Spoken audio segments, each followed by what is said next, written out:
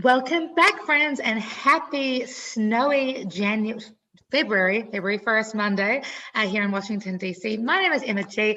Welcome to another episode of The Songs That Changed My Life, where I get to talk with other singers, songwriters about the stories and messages and depths and all the crazy places that we are afraid to go to behind the songs that they write. If you don't know who I am, again, my name is Emma G. I'm a singer, songwriter, author of the book, My Life, My Songs, My Healing, a transformational youth coach using songwriting to help transform and empower the lives of teenagers, and of course, a podcaster. And of course, tonight, I'm blessed and grateful to be joined all the way from Washington, D.C. by way of Boston, Massachusetts. Rob Doyle, how are you, love? I'm great, Emma. How are you? I'm awesome.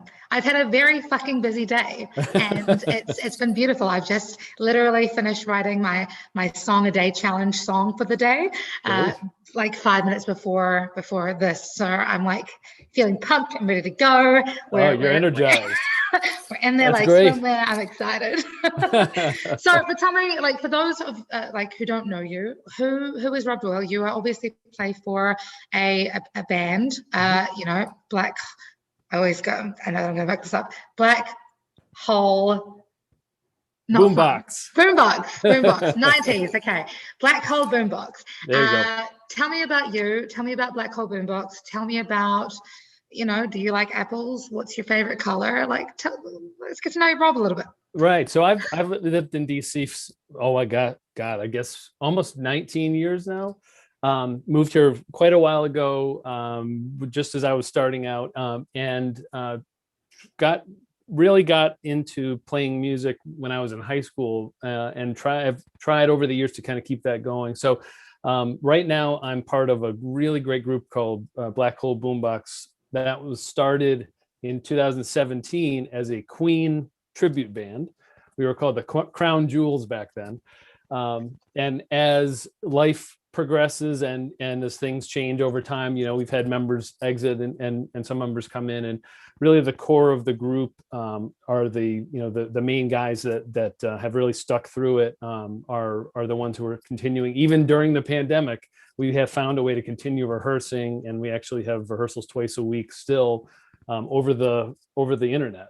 And I can explain that in a little bit, but that's been really freeing, because we don't have, just like we don't go to the office every day necessarily anymore. We don't have the commute to our rehearsal space, and that is such a time saver.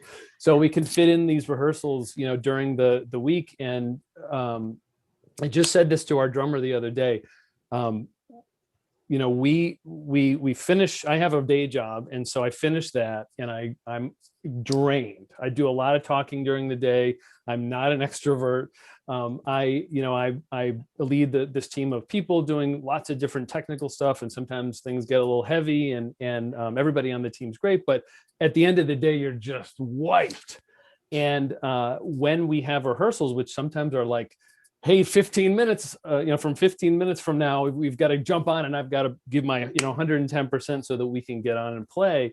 When we're a rock band, so it's not like I'm jumping up and down in my room here at the house, but that you still have to convey all of that while you're playing. So, but it always energizes me without fail. I sometimes have days where I'm like, I'm not going to bring it. I don't have it, and just like when you go up on stage, if you're there, people are there to see you, and I feel like the guys in the band are putting their time in, and so I better bring it too. It all comes in, and we had a rehearsal last night. Same thing. I was totally tired. We're working on my house right now. I'm doing all this electrical work in the house, and I just wasn't there. And as soon as we started, within 30 seconds, we were laughing, and it just took all the weight off of everything. And we really had a great rehearsal. So we're starting to write some new stuff. So I'm sure you're sorry you asked, but there you go. No, I love this. It's good. It's I think in the age of, I was just saying this last night, in the age of the pandemic, it's really forced us as whether you're an introvert or an extrovert, to really allow yourself the space to know, to learn more about who you are. And so it's great being able to hear, obviously you're somebody who's very self-aware, and you're very energetic and comfortable with that part of yourself, which I think is fantastic. There's a lot of people who haven't necessarily gotten to that same space that you're at the moment. So it's cool.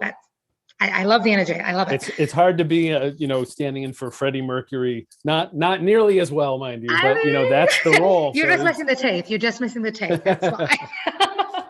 So tell me, we're talking about your song Photoelectric tonight. Tell me what the motivation is behind the song.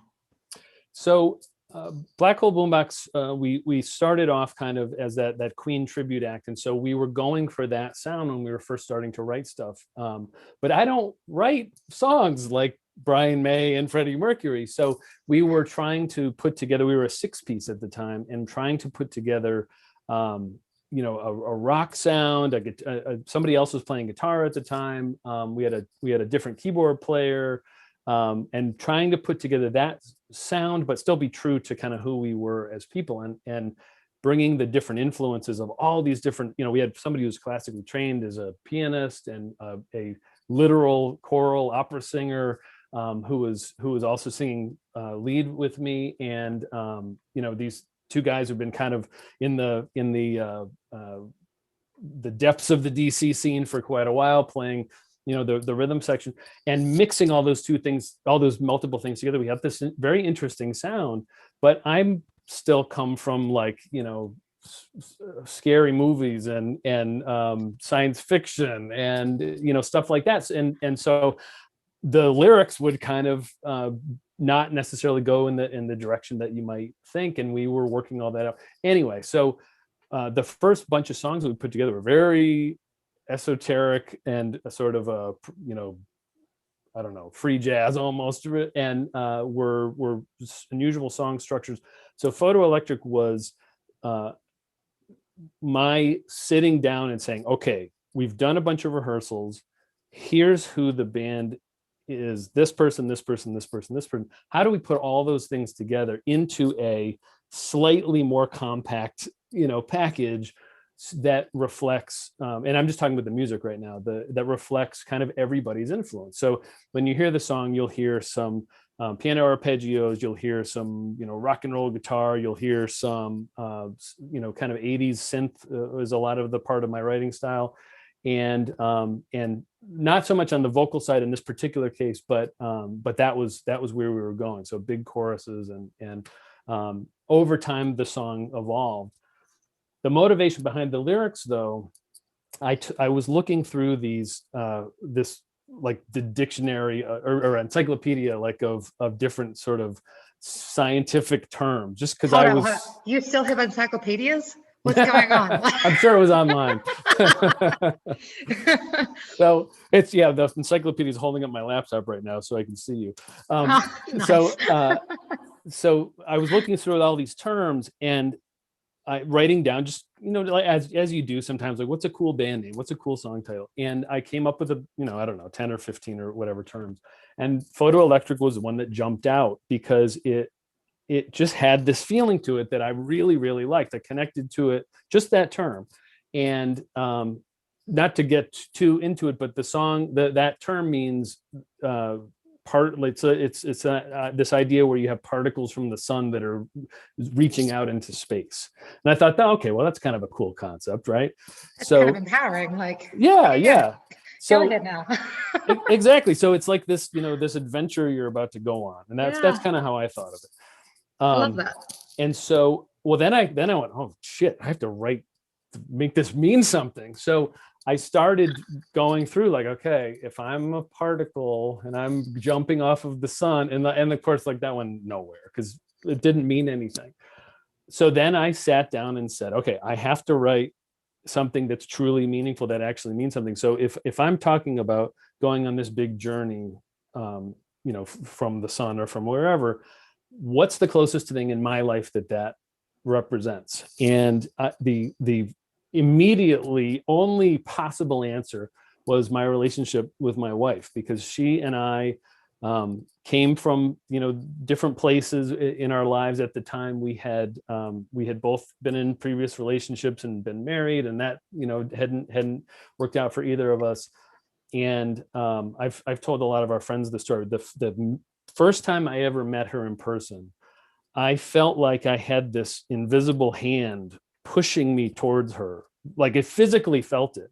And she and I were working like in the same office, kind of, but didn't really know each other. I just met her for this 1 or 2 minutes of my life. And I felt like that was the only thing that I could do, was try to become involved in her life somehow or another. And I didn't know what that meant. And I didn't know where it was going to lead or anything, but I knew I had to be with this person, I guess. And I've never forgotten that feeling. And we've been married for 10 years. We have a son who's 11, and we've no judgments here, man. No judgments here. So we've gone through a lot of things together. She supported me through a lot of heavy things that I've gone through with folks in my family, and we've always tried to support each other. So that was the impetus. And then the lyrics just came out of that. How does this make me feel? What do I feel like our relationship is? It's this, like, jumping off of a building together, holding hands, knowing that we're gonna not, if we're gonna get smashed on the pavement, it'll be together. And that's what I wrote all the lyrics about. It's so, she is from Detroit, which is real close to where I actually went to high school in Ohio, and our families are 30 minutes from each other, when we met here. And so anyway, I could tell you line by line, I guess, what everything means, but that's the basic thing, is that I know that, and I've never not felt like this. I know that we'll be together, through whatever happens. And I feel like we both took this big leap together, not necessarily thinking it all the way through. And we've chosen and worked really hard to make sure that it works out. So that's gorgeous, man. I was not expecting that kind of, like, I wasn't expecting that kind of story. That's gorgeous. And it totally gives, depth. I think one of the great things about us being a songwriter is the ability to write music, write lyrics that can be interpreted in a number of ways. And so like I think the second half of your first verse, they say it's dangerous. We're falling from the past of us, leaving the safe and warm, what used to be home. Like, to me, that sounded like you were talking about obviously taking a leap of faith, but almost like you're running away from home, or like taking a venture in a new career that you are not sort of guaranteed results from, or whatever. And so, like, to hear that it's all about your life is just, I wasn't expecting that, and I'm so happy. That's awesome. Well, you're kind of right. I mean, that particular set of stanzas have a very specific meaning, but the feeling of it is both of us coming from relationships that really didn't work out, not wanting to get involved, not wanting really to, take that jump again, or not being sure of it anyway, and just saying, screw it, this is what we're going to do. And it's really been, I don't know, there's, the safe and warm part is sort of talking about keeping yourself away from stuff, so you're not putting yourself out there, so you're not risking getting hurt, and you can just shut your door and stay in your apartment or your house and not not kind of be out there. But that's not what we chose to do. So that's cool. So I feel like you've touched on this a little bit, but can you delve deeper into your songwriting process? There are different ways to approach songwriting. Often I'm a chords first person. Sometimes it's a line that inspires me. What is your process when it comes to, but beyond looking at an encyclopedia? I think that is the only time I've actually successfully gotten a song out of that. I'm so impressed. So it's funny.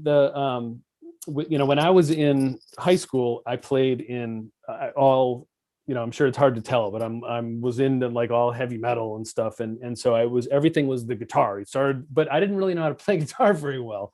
So you'd figure out like something that you could technically achieve, and then, hey guys, here's the the beginning, and then we'll do this. And there's still certainly a piece of that, but I wanted to just in general, I'll come up with a line or something, or a title, or I'll come up with a little more rarely, I'll come up with a melody first. Usually that's secondary, and which is way harder. If the melody's there at the beginning, oh my God, the song just writes itself. But it's, a lot of times you have to work towards getting it there. And so lately it's been like you just described, like a chords first type of thing, because I want the progression to go like this, and I want to go like this.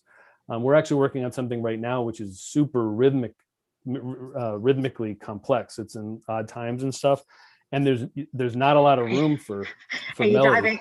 Are you diving down the math metal type genre? Well, we're not really a metal band, but I mean, I listen to stuff like that. Yeah. Right. Well, if there's some other way to be interesting, and not throw off the song. So the cool thing about doing that is, if you do that for the whole song, you're challenging yourself and you're challenging your audience, maybe not in always the best way, but, or at least that's what I think. But if we put a piece in there that seems a little off, and then we go into like a good groove, that's really solid, because it makes the second part where you're waiting. Well, wait, when's it going to come? When's it? And then you finally get into the part, and you can, people can really dance to it, or they're really bopping their heads or whatever it is. Then that makes that even stronger to do. So try not to overdo it. I've been in that band too, but we're trying to kind of meet in the middle a little bit.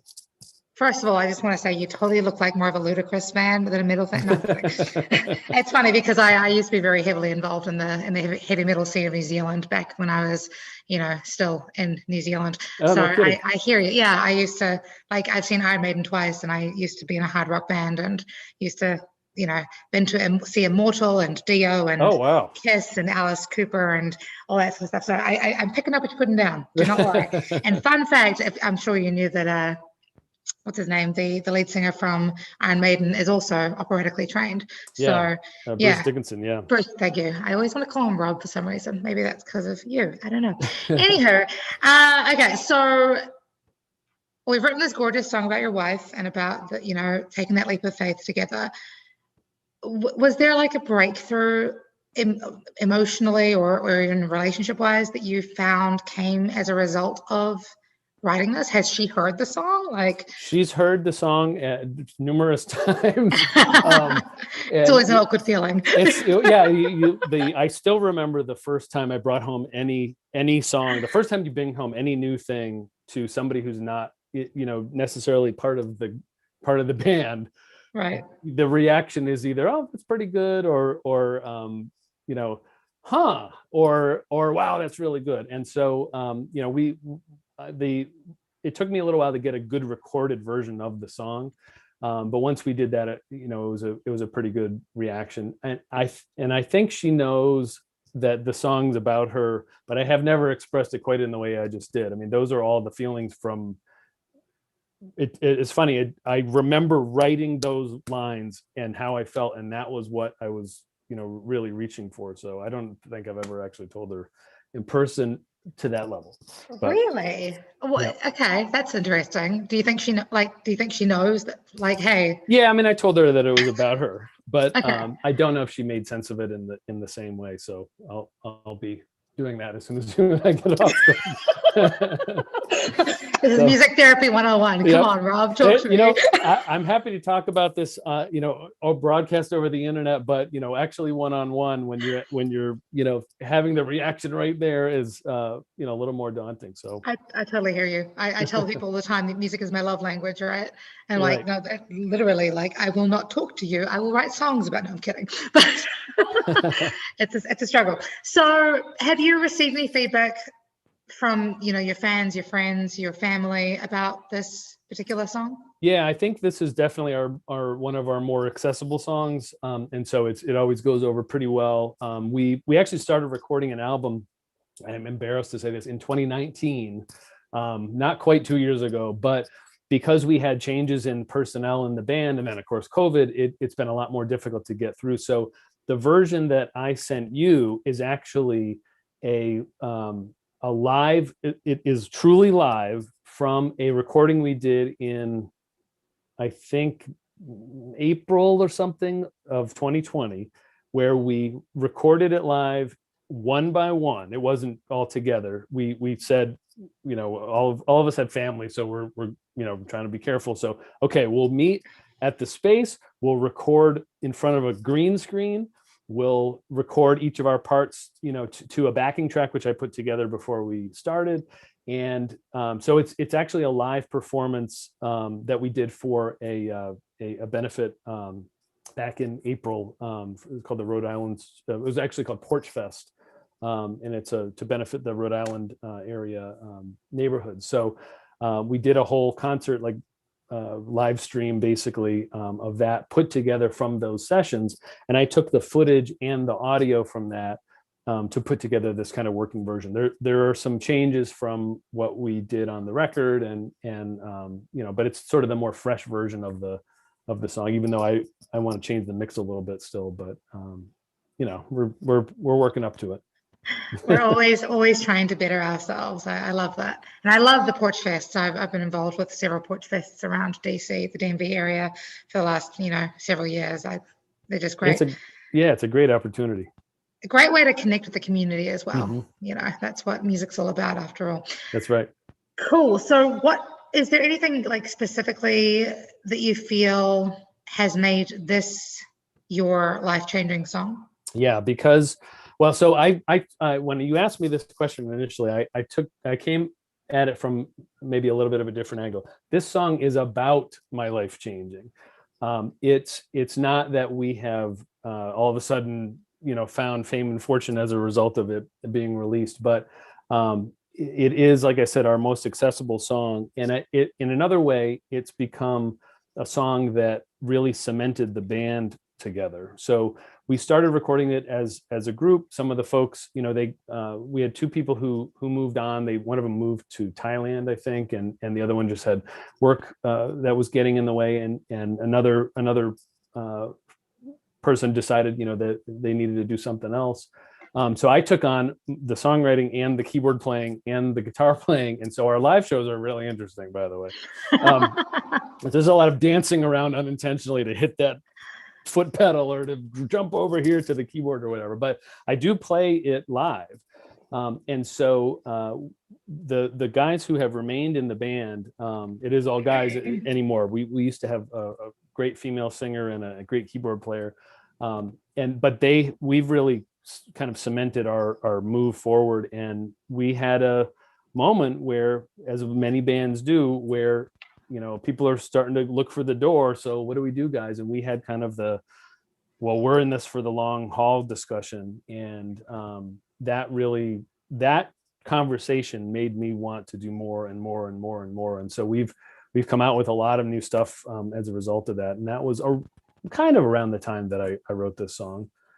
So, in that way, it's really changed things for me, giving it a focus, giving us a regular rehearsal time. When we were able to book gigs, we were getting a lot of stuff downtown. And so, that's continued. And we've moved into trying to do videos, and I just don't have time to do every little piece of this 24/7, but I wish. But I think, that was really the bow that kind of tied the whole thing together. So I love that. Well, on that note, shall we have a listen to Photoelectric? Let's do it. I'm excited.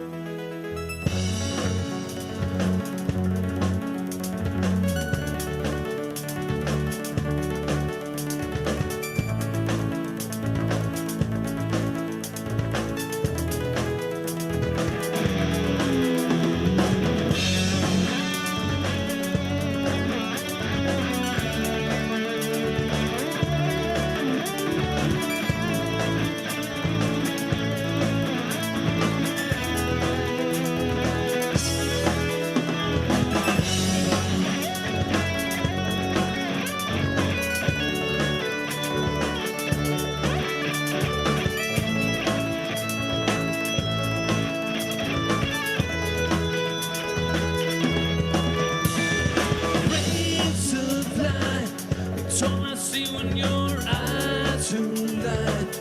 Looking behind for the sun to find a way home. They say it's dangerous coming from the past to us, leaving the same bad one, but you'll still be home.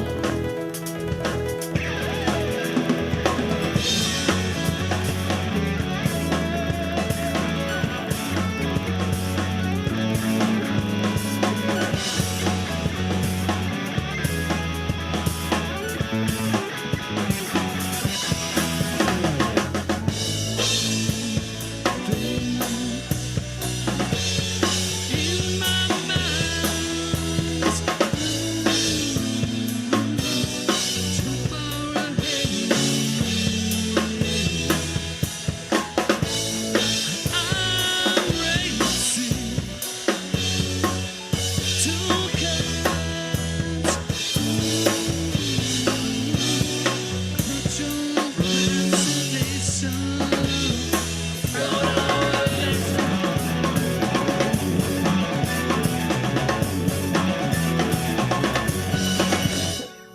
Rays of light, it's all I see when your eyes align. Looking behind for the sun to find a way home. Tell me how you light up, energizing moments, saying things I will never do. And it's feeling like, feeling like, feeling like I'm never alone.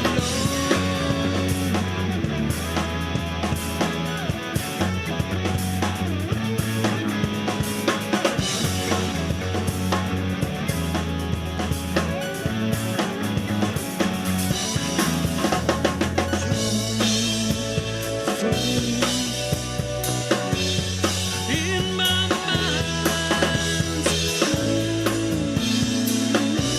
too far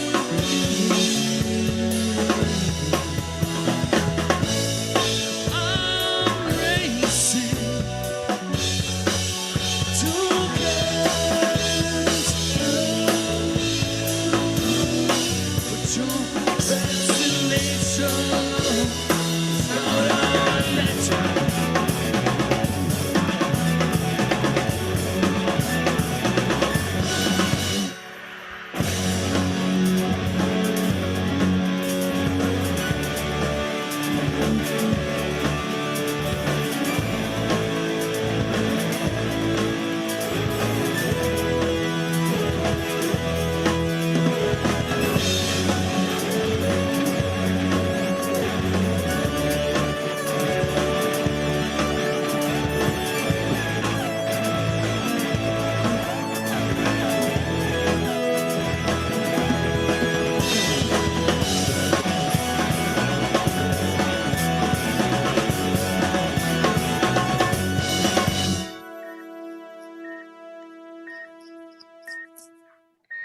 Okay, There you go. I have like 3 questions. First question, where do I get those glasses? So we take the music very seriously. We did not take the video quite as seriously. I'm I sure love I it. ordered them from somewhere. I don't know. It's brilliant. It's brilliant. So, like, I'm curious about your influences because you grew up in a rock metal sort of field. Mhm. Because I've sort of, forgive my putting my thoughts onto your music, but for me, you remind me like a mixture of Dave Bowie combined with the Mars Volta, combined with a band that you will not have heard of because they're from Cambridge, New Zealand, but the Datsuns. Oh, nice. Yeah, so I don't know. Who are your influences? Well, like I said, when I was a little kid, I listened to, Motley Crue and Slayer and stuff like that. And, that finds its way into my CD player still every once, or my, computer CD player. now. Oh, you're so 90s. I love it. So I don't even think I have a CD player anymore, which is a problem. Anyway, so, but I also really like, I really, really, really like bebop And so that's not really in the song, except for in some of the bass lines. But so, you know, we've really tried to get a groove in there and going, get some other kind of, you know, riffs in there from the rock standpoint. Muse is another band that we really like, that I like in particular. But also, you know, kind of Queen, and the piano part comes from, it's actually the rhythm from that is taken from a classical music, a Bach etude, and then the chords are from, you know, we're just what I wrote basically. But so we kind of mix and mash all that stuff in there together. Piano's not as prominent in this particular mix, but that's something that we'll be rectifying. So that's so cool. That's so cool. Awesome, man. Well, thank you so much for your time and for sharing, you know, your song with us, and, you know, spreading those good vibes and romantic vibes, even through a misunderstood genre such as rock music. No, for everybody who's watching this right now and you want to hear more about Black Hole Boombox, you can head to Facebook and facebook.com/Black Hole Boombox. Or do you have an Instagram, Rob? We do have an Instagram. It's Black Hole Boombox 1. It's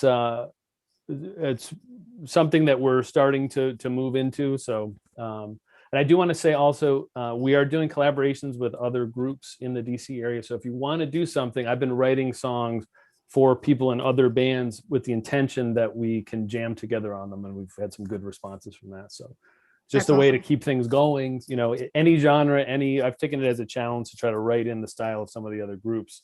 It's with varying levels of success, but that's awesome. So anyway, and you can check us out on our YouTube. We also have another video that we put out for Halloween that's called "Scribble My Soul," which was more of a silly thing. All right. But that's my favorite video because it's all scary movies and stuff, and that's kind of my favorite, you know, pastime, I guess. That's cool. That's cool. Well, thank you, man. I really appreciate your time, like I said, and, you know, by all means, keep on the collaborative role. I think, you know, collaboration is really key. I even wrote a song about it, Together We Rise. I'm all about that teamwork. Oh, I loved that song. I loved that song. And that was the other one. I couldn't remember the name of it. Thank you. Together We Rise, man. It's how we roll, you know. Teamwork makes dream work and all that good shit. So everybody else, be good, be kind, spread love like it's going out of fashion, be your own kind of superhero, and don't forget to brush your teeth on a daily basis. Dental hygiene is fucking important.